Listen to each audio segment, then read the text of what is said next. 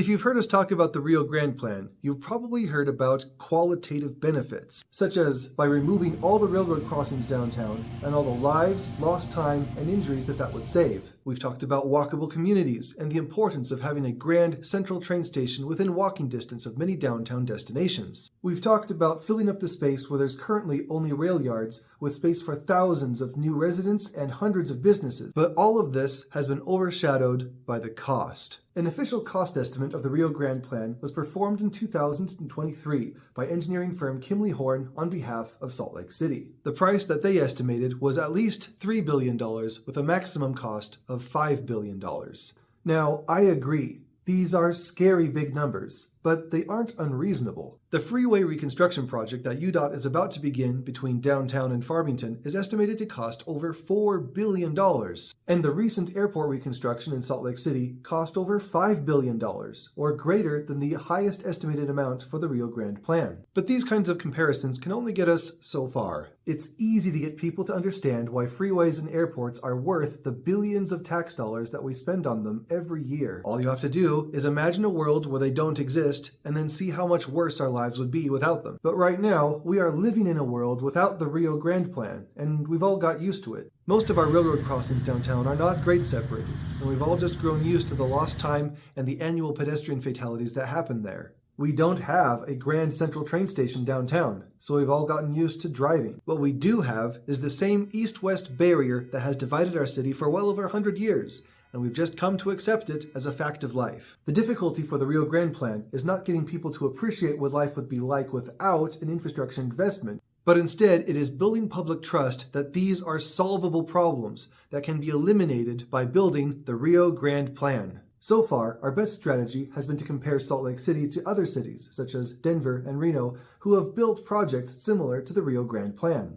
And then we can admire how much safer and richer those cities are now that their construction projects are complete. But even if that comparison sinks home, these are still qualitative benefits. Their value depends mostly on your personal opinion. Is a better central train station worth billions of dollars to you? Meanwhile, the cost, $3 to $5 billion, does not care about your opinions. And so that is the number that is always reported first in the news. The story is always about how nice the Rio Grande Plan would be if only it wasn't so expensive. And that's the way it's been for over a year. But now, all of that has changed. Last month, we released a report conducted by Utah State University, which calculated all the benefits of the Rio Grande Plan and gave them a monetary value. The number that they came up with is $12 billion, returned to the state of Utah the moment the Rio Grande Plan is finished. And then, every year afterwards, an additional $3 billion will be added to the economy because of all the homes, businesses, visitors, and investment that will be brought downtown by the Rio Grande Plan. Let me state this again, because it really is that important. If we invest $3 to $5 billion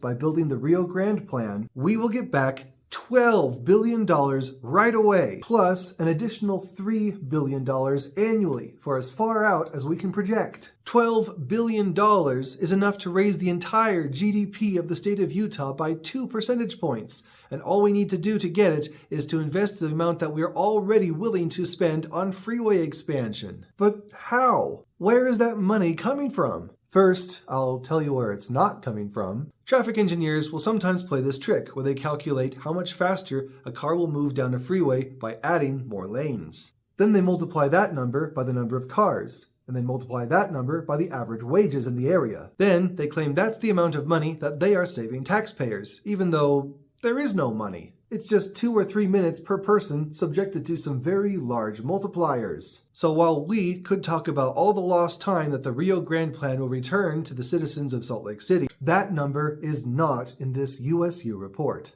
We are talking about real money flowing directly into the state economy. Another trick that engineers sometimes play is they calculate all the number of lives lost, or the potential number of lives saved by a given project.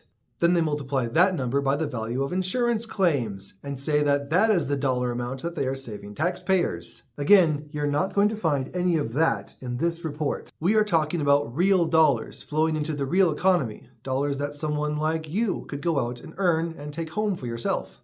What you will find in this report are quantifiable benefits, such as the 12,000 construction jobs spread out over 4.5 years caused by the Rio Grande Plan construction phases. That alone will result in $1.4 billion added to the Utah economy. Another 3,300 jobs would be required as support to manage, house, feed, and supply those workers. Those additional jobs would supply $273 million in labor income. Construction materials and services will add another $3.15 billion of local contract work. In place of the disused rail yards, there is space for 2.3 million square feet of new commercial space and room for 2,600 housing units. Hotels are a common business found beside central transit stations, and USU estimates that the reinvigorated central station will draw in $784 million in new investment from hotels and visitor services. All of these new businesses and residents will be subject to local taxes, which will raise $128 million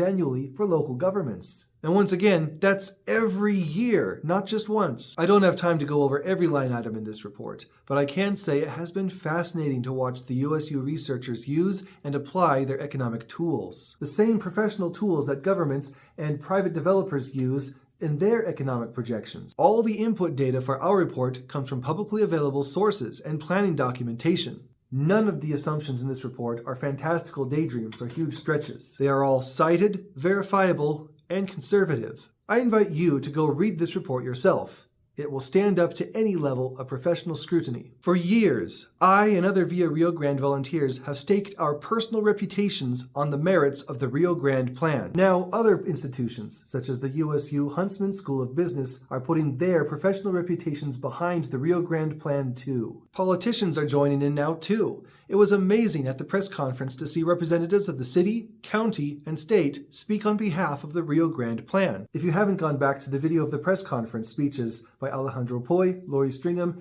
and Dr. Ray Ward, you should. Now that the economic impact report has been made public, there are other representatives as well who are now comfortable talking about the Rio Grande Plan as a form of investment in order to unlock larger returns that benefit the entire state of Utah. And here is where we need your help. We need you to write to your local representatives and let them know that you support the Rio Grande Plan. We also need you to talk to your friends, your family, and your neighbors and let them know that you support the Rio Grande Plan and you want them to write to their representatives too. We all need to keep talking and writing and working until the majority of voters in the state of Utah understand that the Rio Grande Plan is an investment in our future. It's a way to pay a small amount now for a larger return that will benefit the entire state long into the future. It's a way to build up a legacy of community and transit and sustainability instead of individualism and pollution and cars. We can talk about these qualitative benefits all we want, but now we have the quantitative benefits too. And if we can get everyone to work together towards unlocking these $12 billion of economic benefit for the entire state, well then, we will be unstoppable. I'm Christian Lenhart. Thank you for watching.